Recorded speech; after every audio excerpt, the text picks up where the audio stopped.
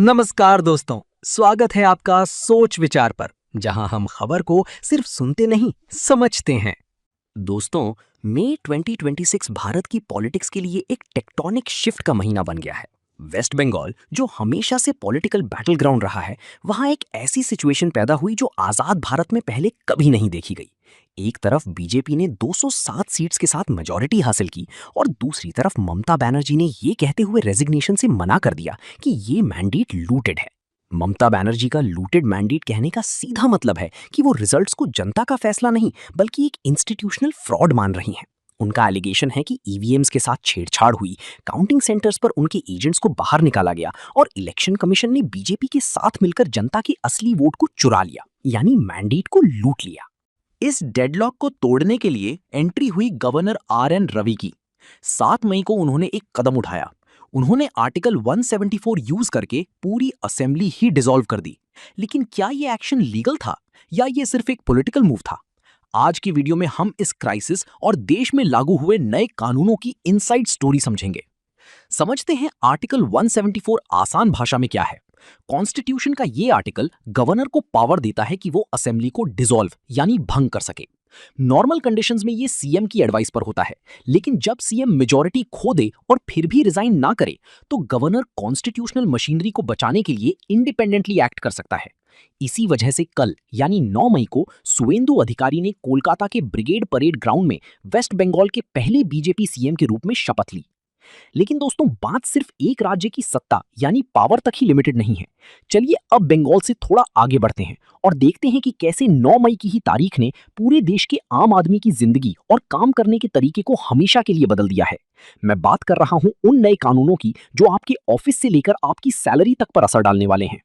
The Hindu और PTI confirm करते हैं कि 9 मई से देश में new labour codes fully operational हो गए हैं। इसका सबसे बड़ा इंपैक्ट है 50% सीटीसी रूल।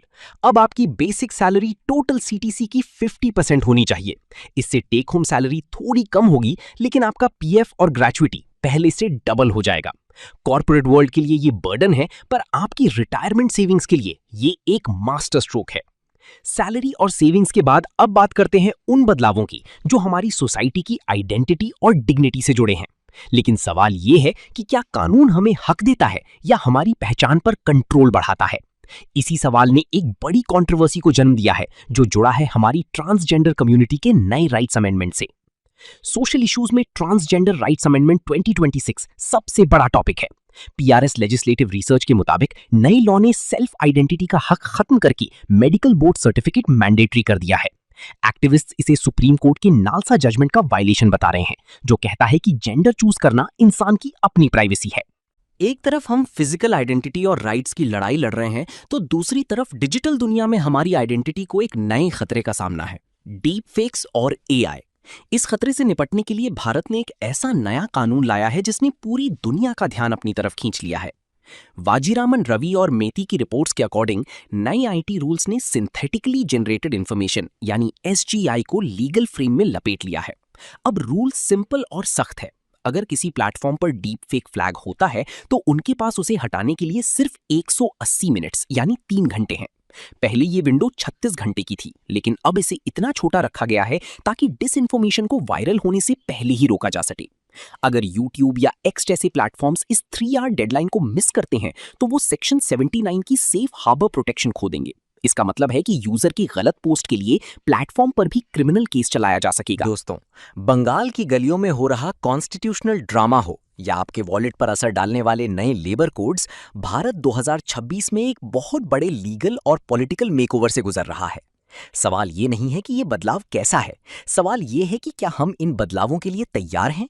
क्योंकि बदलती हुई पॉलिटिक्स और टेक्नोलॉजी के इस दौर में इंफॉर्मेशन ही असली पावर है। अगर आपको लगता है कि आज की इस डीप डाइव ने आपकी नॉलेज में कुछ वैल्यू ऐड की है, तो नीचे वो सब्सक्राइब का बटन दबाकर हमारी इस इंटेलेक्चुअल कम्युनिटी का हिस्सा बनिए। बेल आइकन जरूर प्रेस करना ताकि जब देश में अगला बड़ा बदलाव हो तो आप सिर्फ न्यूज ना देखें बल्कि उसके पीछे का लॉजिक और लॉ भी समझें। आपका क्या स्टैंड है इन नए कानूनों पर? कमेंट बॉक्स आपका है। चलिए एक हेल्दी डिबेट शुरू करते हैं। मैं मिलूंगा आपसे अगले वीडियो में। तब तक के लिए स्टे इन्फॉर्म्ड, स्टे अहेड।